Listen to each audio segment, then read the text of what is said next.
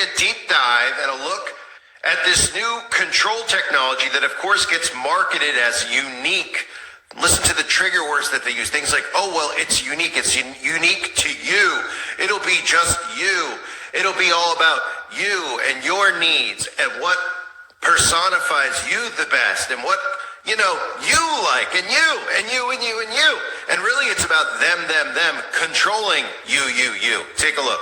So, Joe, this is an eyeball scanning project. It creates a digital identity, proof of personhood, the company says. But is this basically just the ultimate hype sandwich, crypto and AI smashed together?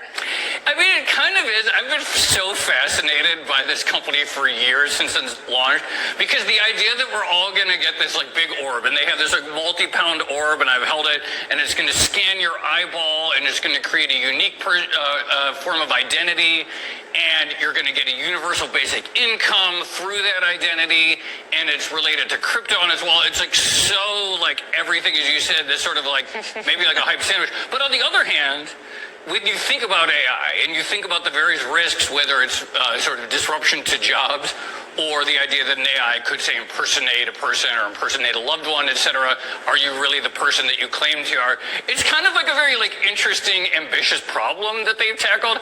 So even as weird as it sounds and everything, I'm kind of just absolutely fascinated to see where it goes. Speaking of the risks here, what are the security risks of the eyeball scanning that is happening here, and tying it to your economic future? I mean, are there real concerns behind the project? Absolutely. I mean, look, they're scanning your eyeball. I mean, obviously, there have been some criticisms about privacy and whether there's a database. They claim that there will be none, that all of the logic is not in some centralized database like, say, the Social Security Administration, which has a database of everyone's Social Security number, that it's this unique hash, that all the logic is more or less hackable. The Social Security Network or the Worldcoin. Right, yeah, and they say no, and that they have 13 ways of scanning your eyeballs, so they could tell maybe if you're under duress if someone's put your face in front of one of these scans or something. But it's pretty sci-fi stuff, and I don't think anyone really knows where it's ultimately going to go. It's just so weird and fascinating.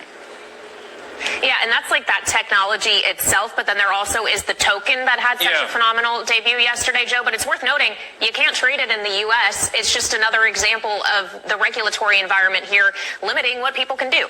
Yeah, I mean, there's regulatory elements. I mean, and there's also the question of why do we need a token associated with it? Feels very 2021 or 2020.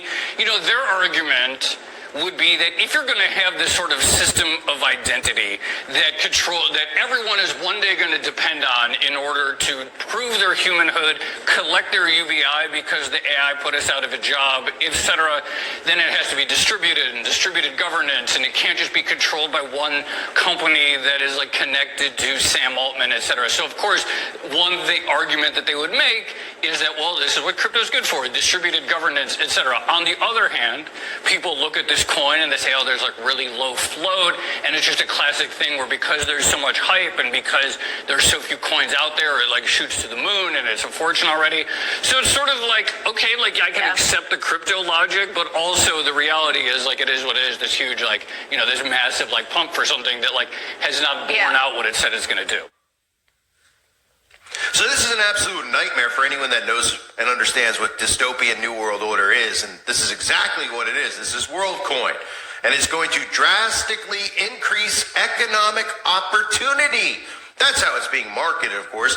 It will not increase any type of economic opportunity. In fact, it'll enslave you into a universal basic income where you won't be able to make more money by working harder or anything like that, which is exactly what these brain-dead communists want.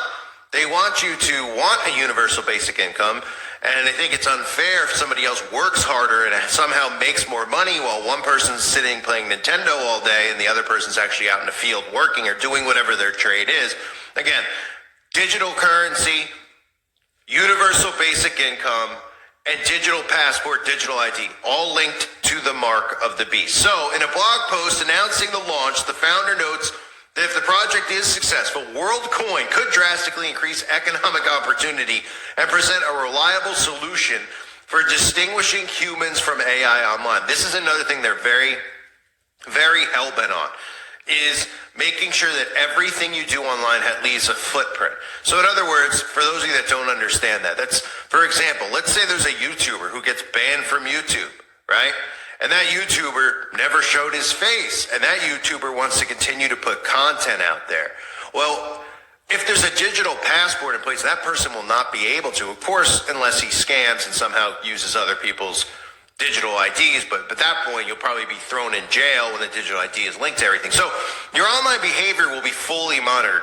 And that includes other people out there who watch that type of content, who listen to that type of content, who might read things on the internet about, say things about like the negativity of Worldcoin and how it's a bad thing. These are all things they want control over.